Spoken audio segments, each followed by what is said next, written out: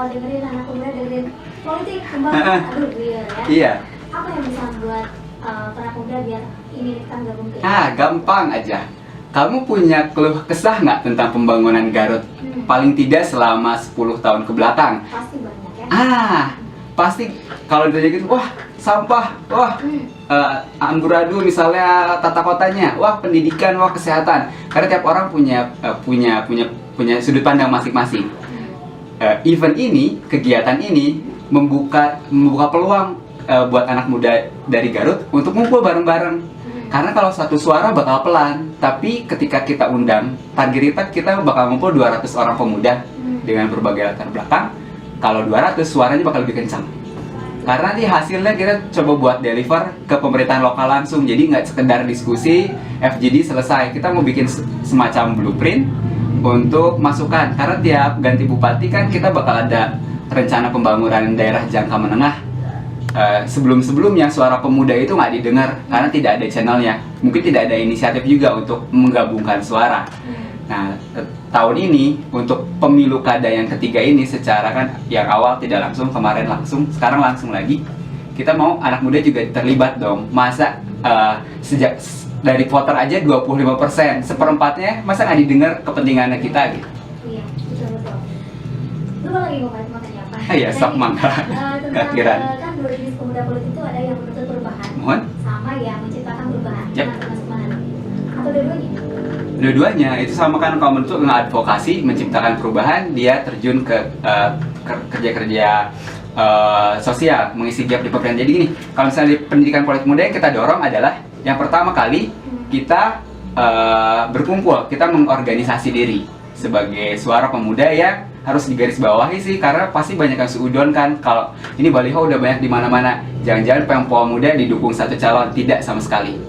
Kita tidak didukung calon, tidak didukung partai politik, bermitra dengan KPUD tapi bukan humas KPUD juga. Jadi sebenarnya netralitas paling kita jaga sama integritas, karena anak muda kita nggak mau mencederai juga visinya anak muda. Udah di apa-apa ternyata dibohongin kan.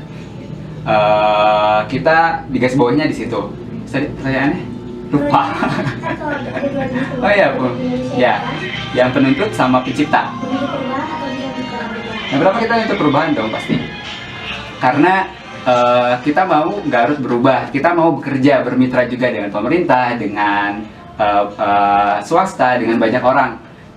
Yang pertama menuntut, tapi setelah menuntut kita juga bikin perubahan-perubahan kecil. Karena kita tahu untuk merubah Garut nggak bisa 100% sama pemerintah lokal.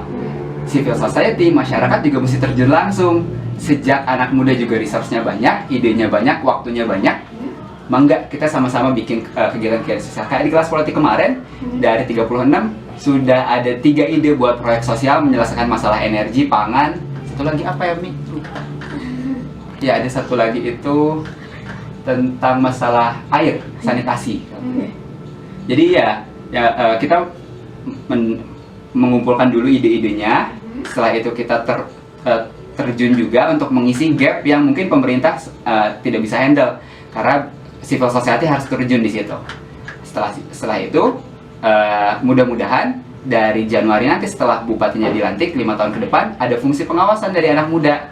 Jadi pemuda yang masih kuliah, yang sambil kerja dan lain-lain, dia juga bisa aktif mengawasi pemerintahannya. Karena pemerintah juga perlu pengawasan. Dia diawasi bukan berarti tidak bisa gerak, tapi diawasi malah banyak yang mendukung nanti.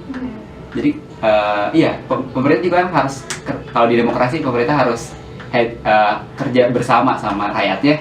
Betul. Terus ceritain dari para speaker-speakernya biar para pemuda juga wis gila nih, speakernya juga nggak sembarangan. Oke. Acaranya kan 2 hari nih, 17-18 akhiran. Yang 17 itu karena background pasti beda-beda, jadi kita mau samain dulu persepsi. Yang pertama memang samain visi, sama ngedeliver hasil kelas politik. Dan mungkin ada beberapa yang, saya kesel nih ngelihat pendidikan, tapi nggak tahu sebenarnya detail datanya, detail permasalahannya. Kadang ngeluh tapi nggak tahu seperti apa. Kurang komprehensif mungkin karena sudut pandangnya baru dari sendiri, belum dari pemerintah, belum dari civil society yang lain. Nah, di hari pertama makanya kita datangkan 5 pembicara. Yang pertama dari Disnaharf, 4 memang dari Jakarta, 1 dari orang Garut. Yang dari Jakarta, dari Disna Harven, provokatif proaktif. Kalau dulu ada di Metro TV, sekarang di Hard Rock FM. Yang kedua, Disna bakal ngejelasin kenapa pemuda mesti lebih aktif secara politik. Bisa fun loh di provokatif lewat bikin lagu, mural, graffiti, nggak selalu misalnya demo atau orasi papanasan oke. Anak muda kan kreatif, jadi cara-caranya kreatif. Ya, pembicara sesi kedua nanti ada 3. Yang pertama ada Afu Tami. Afu ini dari Parlemen Muda Indonesia. Idenya Parlemen Muda Indonesia adalah kan pemuda di nasional sendiri ada 25% pemilih pemuda, tapi di parlemen tidak ada yang mewakili pemuda. Kenapa sekarang di parlemen ada perwakilan perempuan harus 30%, tapi pemuda tidak? Padahal suara kita banyak gitu. Nah, Parlemen Muda adalah isunya di situ, representasi pemuda di pemerintah, di parlemen. Yang kedua dari Gracia Paramita, dia itu ambasador untuk United Nations Environmental Program, badan di PBB, Perserikatan Bangsa-Bangsa yang mengurusi masalah lingkungan hidup. Grace ini satu dari 2 orang yang jadi duta di Asia Pasifik, 1 orang Indonesia. Jadi di Grace bakal ngejelasin kalau yang langsung turun ke masalah lingkungannya. Jadi politik itu bukan cuma ide dasarnya, politik itu cuma cara gimana kepentingannya bisa masuk. Kalau Grace punya kepentingan di masalah dia mau menjaga lingkungan, bisa lewat cara-cara politik karena ada hubungannya sama pengambilan kebijakan di pemerintah. Yang ketiga ada Fajar Nugraha, dia tim dari pendidikan politik muda, tapi dia sudah presentasiin Pempol Muda Garut ini di acara Ubius Ethic Institute di Bangkok waktu bulan April lalu. Jadi dia bakal jelasin kenapa Pempol Muda lahirnya di Garut tidak di Jakarta, karena Jakarta mah udah banyak banget gerakan pemuda. Kalau di daerah biasanya orang masih underestimate, emang orang Garut bisa gitu. Padahal orang Garut juga banyak loh potensinya. Salah satunya Fajar yang paling isi. Yang kelima itu nanti setelah istirahat ada Angga Dwi Marta. Angga itu Youth Advisor untuk UNFPA, United Nations Population Fund. Dia salah satu tokoh juga di nasional tentang masalah pembangunan lokal di Indonesia. Angga salah satu yang mengadvokasi bahwa anak muda harus terlibat di masalah pembangunan di tingkat lokal sampai nasional. Jadi harus ada anak mudanya. Paling tidak pemerintah mau membuka forum deliberasi dengan anak muda. Angga salah satu orang yang paling vokal poin bicara tentang itu. Itu dari 5 pembicara ini selama 1 hari atau 2 hari? Itu 1 hari. Hari pertama kita akan mendengarkan pembicara. Hari kedua kita akan didengarkan oleh forum ini. Jadi hari kedua pembicaranya adalah 200 partisipan itu.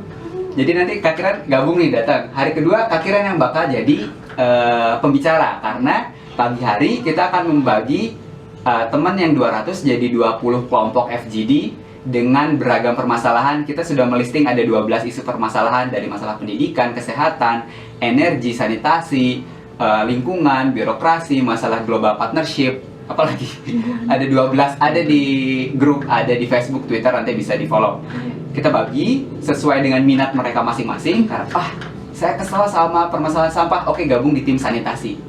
Saya kuliahnya di Universitas Pendidikan Indonesia, mau jadi guru, oke gabung di grup diskusi pendidikan. Nanti ada fasilitatornya teman-teman lulusan dari kelas politik kemarin. Kita bakal ngebahas permasalahan sebenarnya apa yang berimbang. Setelah itu langsung diskusi untuk membuat objektif.